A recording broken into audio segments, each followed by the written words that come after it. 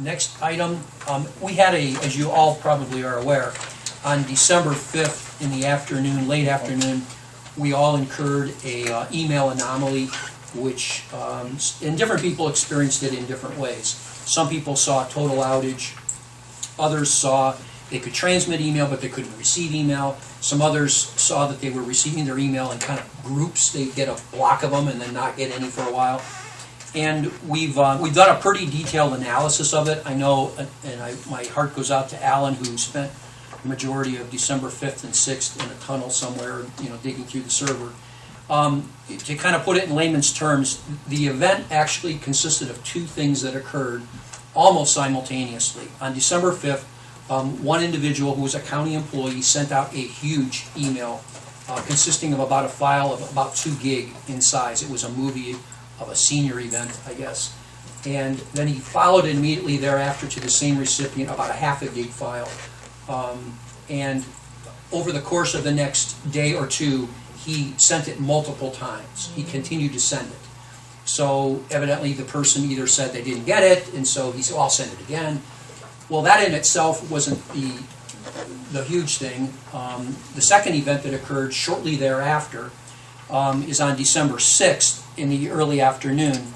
Another county employee in a different department sent out a group email to 269 members, which contained about a 300 megabyte file to it, which if you do the math, it's a lot of records being transmitted. The culmination of those two events created a back pressure in the server. That's what they call it. It's when the transport queue basically fills up. It can't handle the volume of email, so it begins to take some corrective action on its own until ultimately the service shuts off. And that's what happened. We would go in and restart the service, it would start the process, and then would shut itself off. So you have to figure out, why is it shutting itself off? Well, we actually discovered, Alan did, the second instance first, which doesn't make any sense, but we saw the big volume going to all these people. So he started to clear out those buffers with all of those 269 messages being pushed, thinking that was it. But you have to clear it through all of these cached and queued transport cycles. They're in different stages of delivery. So he would manually clear them and then kind of watch the buffers grow in size and then see the transport became full again and then have to go through and clear again. And unfortunately, in clearing those buffers, there were these messages and perhaps other messages. So when you're clearing, you can't say, I'm going to clear that one, but not that one. You just clear the buffer. So there was some email loss during that action. Once they cleared it enough times, they recognized that they actually had to put in a pseudo scheduled task, which every 2 hours would just clear the buffers because they kept filling up. So we did get a gold partner from Microsoft involved, an outsourced contractor. Thanks to Tim, I called him right away and said, I need help, you got to get somebody in here. They came in, they got Microsoft on the phone. Microsoft kept pointing to perhaps there's another anomaly that's adding to this, and that's when the first transmission was discovered. So again, you would never think there would be two things happening at the same time, but there was. So once we got rid of and blocked both of the offending transmissions, we were able to steady state the system again. And it was about 36 hours in total where we saw some sort of an anomaly occurring.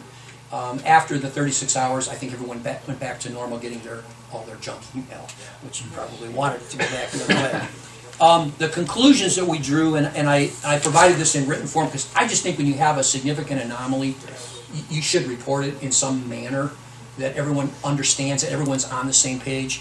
The conclusions were threefold, and the first one, I assumed most email servers that I've ever been involved with have a limit to the size of the attachments. In talking with Alan Allen, it appears that over the years, people had approached their predecessor and had asked for that to be removed. They wanted to send bigger and bigger files. It's kind of like the lazy man's way around things, right? You just make it unlimited.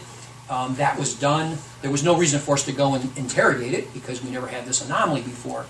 But as a result of that, they, in concert, in communication with me, we agreed we were going to limit the data size that we're going to allow to be transmitted on a single transmission. And that's strapped now at 30 meg, inbound and outbound.